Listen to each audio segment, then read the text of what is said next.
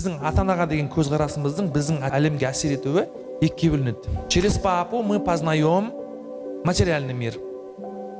Успех, самореализация, бизнес, карьера. Через папу мы учимся выстраивать отношения с работой, с деньгами.